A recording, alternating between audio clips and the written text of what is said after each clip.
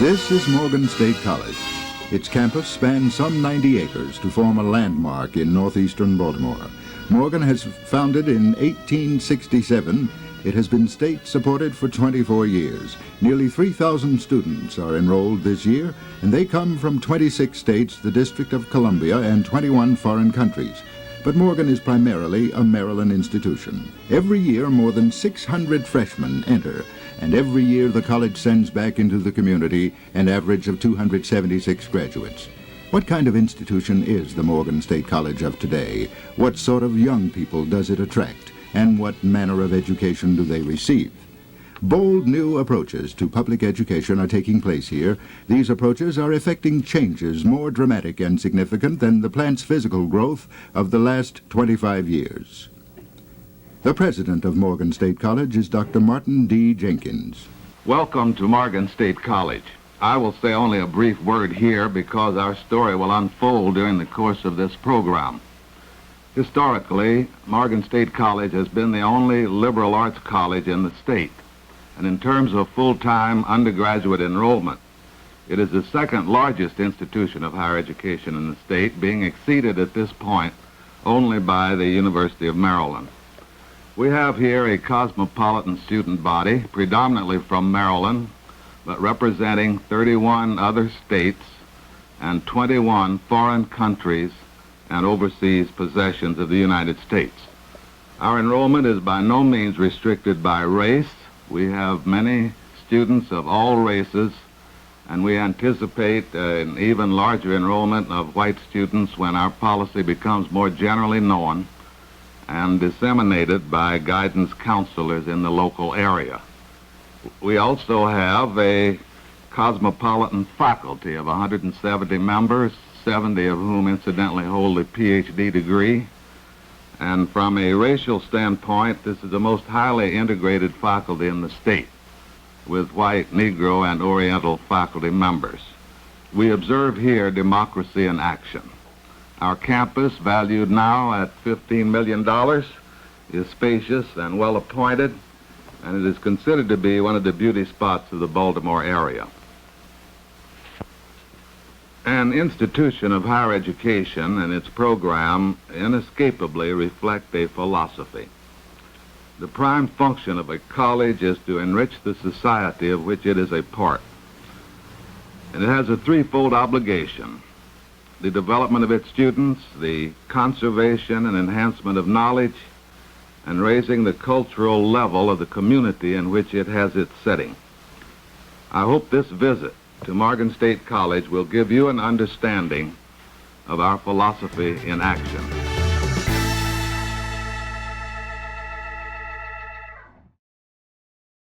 Morgan is a friendly place with a small college atmosphere. Informality is the keynote here, and the most popular word is hello.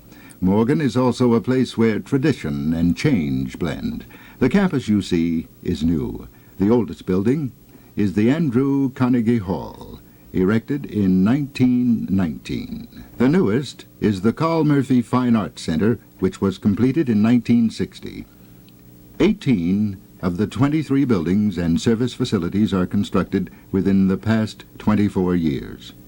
But Morgan's traditions go back nearly a century, and the man who probably knows more about these traditions than anyone else is retired Registrar Edward N. Wilson, who has been a familiar campus figure for 45 years.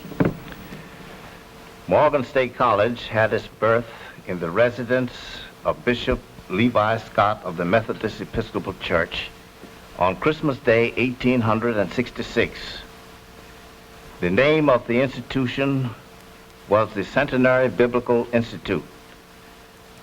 The purpose of the institution was to train pious young men for the Christian ministry. The charter was signed November the 27th, 1867.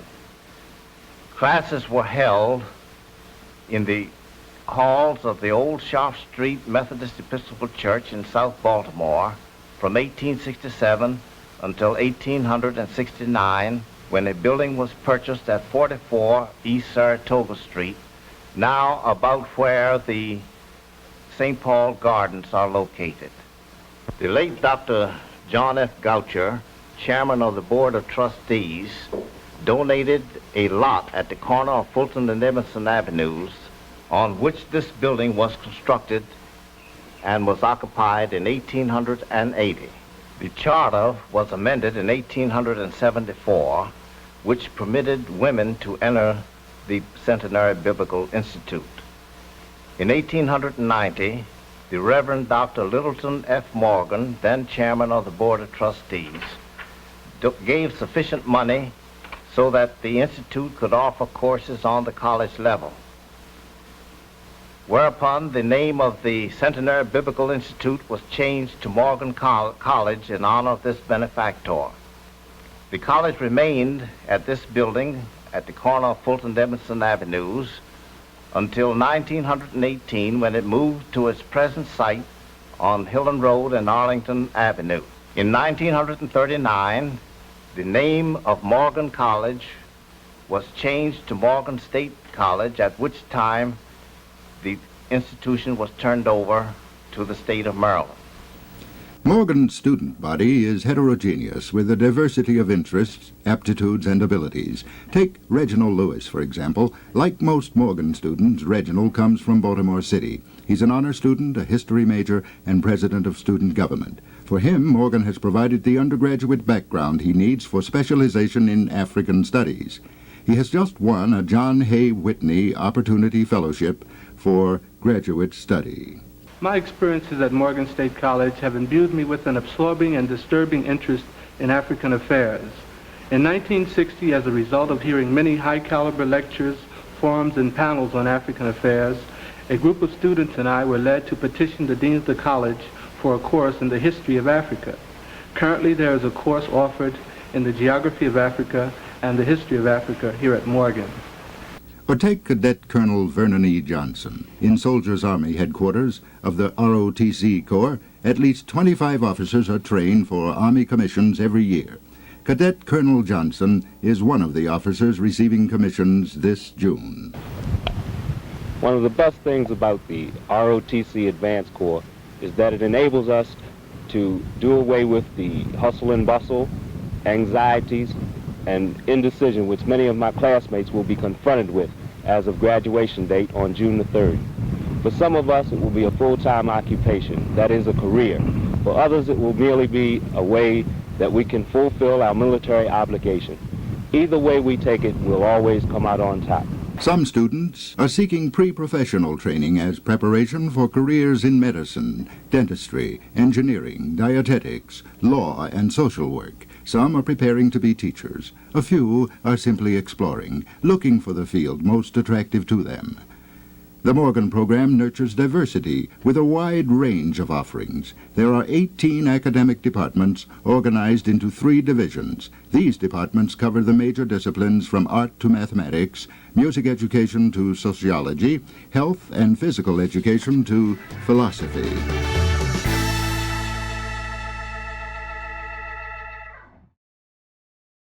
Before the Morgan student majors, he must take prescribed general education courses. These include courses in English, the social sciences, mathematics, the biological and physical sciences, and the humanities. Morgan cultivates diversity through its 3-track freshman curriculum. Dr. Albert N. Whiting, Dean of the College, explains this program. As a public institution open to all qualified graduates of Maryland high schools, we are not rigidly selective in the admission of students. But we have tried to develop a program here in which superior achievement sets the pervading tone. We have instituted what might be called built-in incentives. These are really opportunities that encourage student success.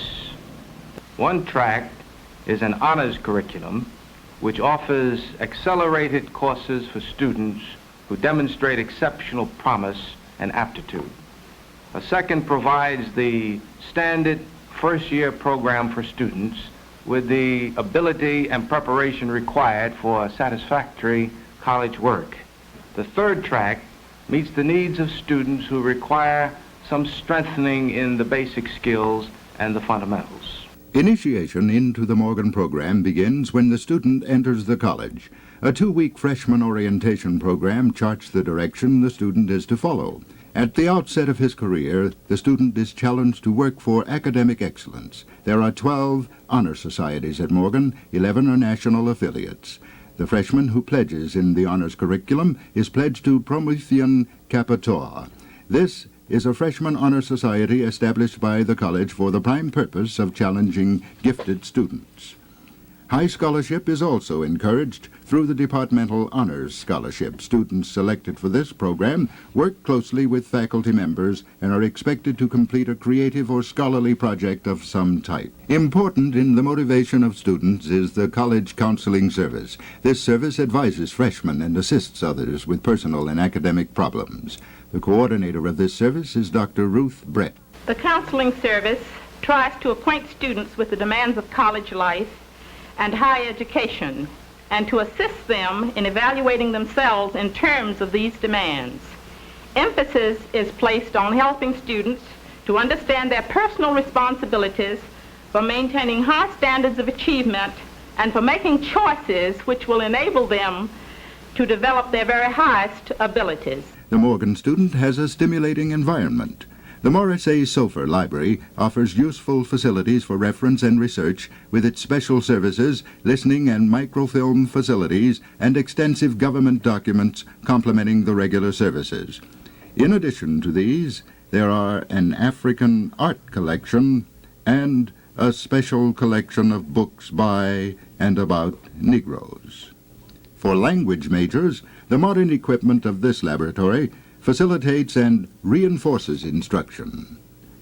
And for students of the communication arts, the recording studio is a focal point of instruction. Here students produce their own original dramas, radio and TV scripts, and tape shows that are presented from time to time on local outlets. Good evening and welcome to WMSC. You're in our radio workshop on the campus here. We've been offering a course in radio and TV at Morgan State College since 1946.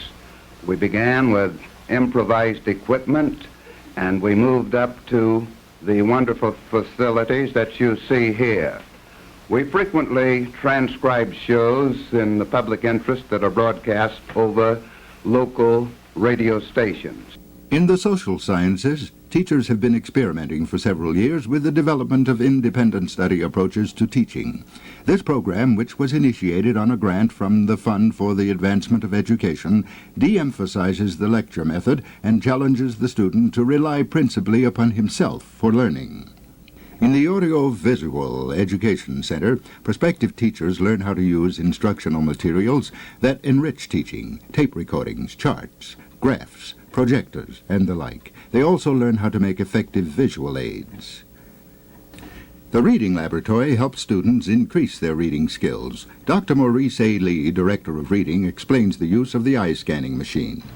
We have a machine here called a controlled reader, which we use to help you to develop rate and comprehension. The film that you're going to read is entitled The Russian People. I should like to leave this one last word with you in considering a rate of reading. There is no one rate of reading that a student uses. Every kind of material that he reads in his different content work demands a different kind of reading skill. Math requires one, science requires one, English requires another, history another. However, any individual, any student who works at the thing hard enough can develop his rate of reading.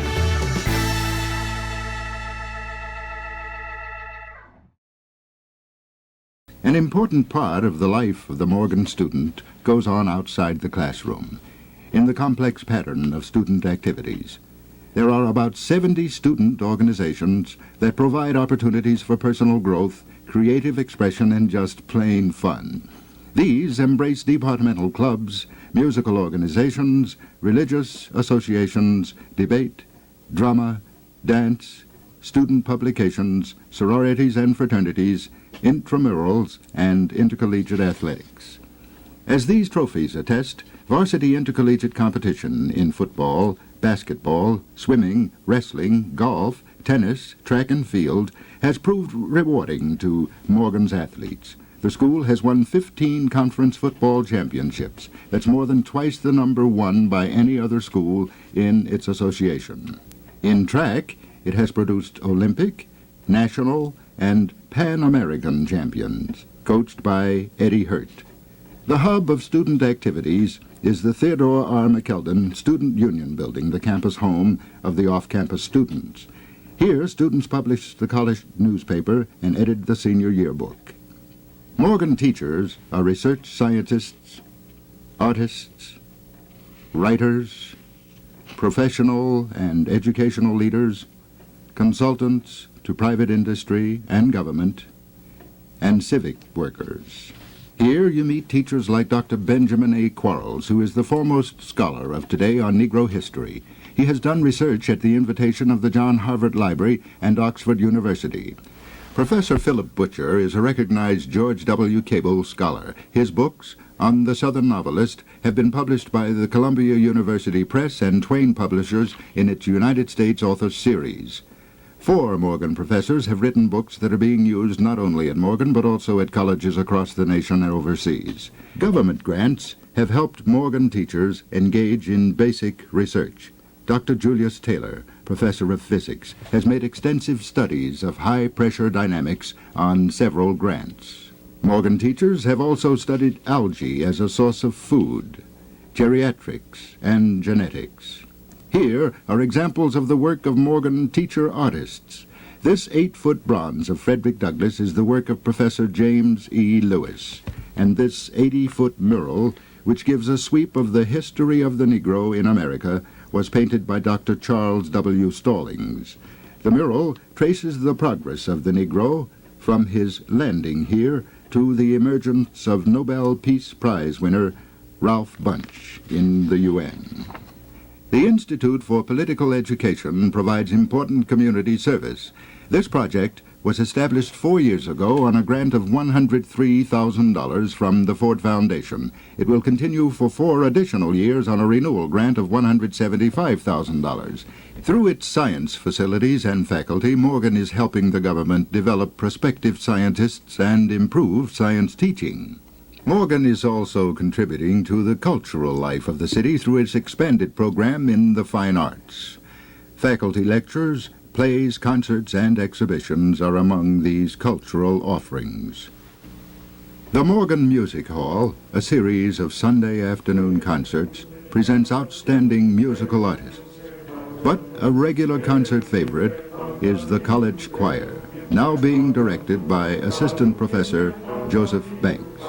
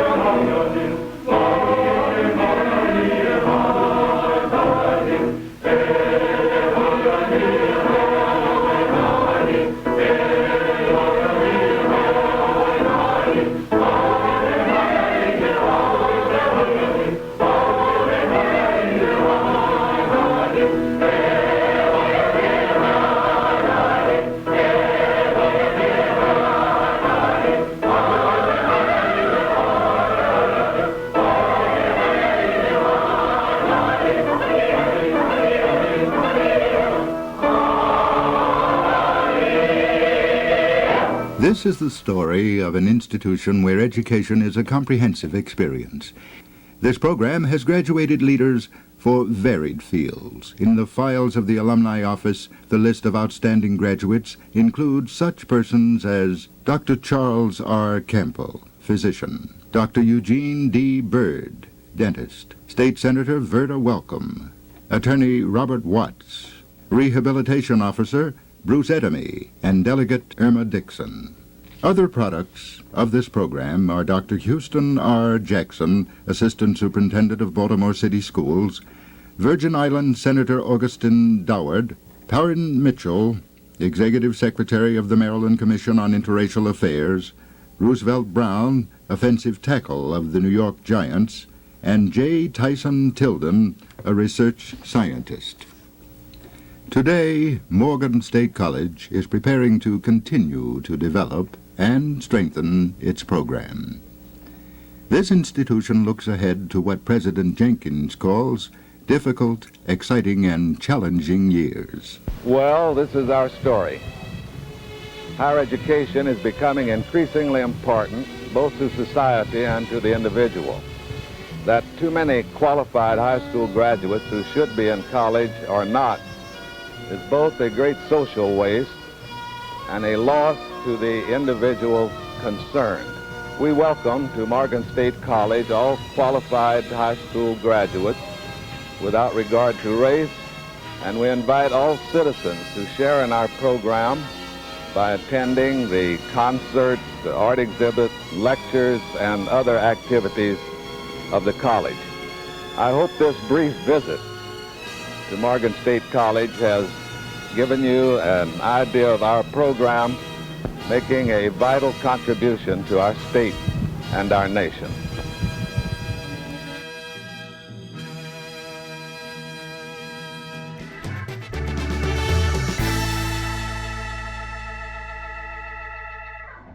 Hey, it's Jamie Costello. If you just enjoyed this episode of The Vault, you can check out more episodes by clicking on this box down here. And while you're at it, go ahead and hit that circle, and that'll subscribe you to WMAR 2 News for great content every single day.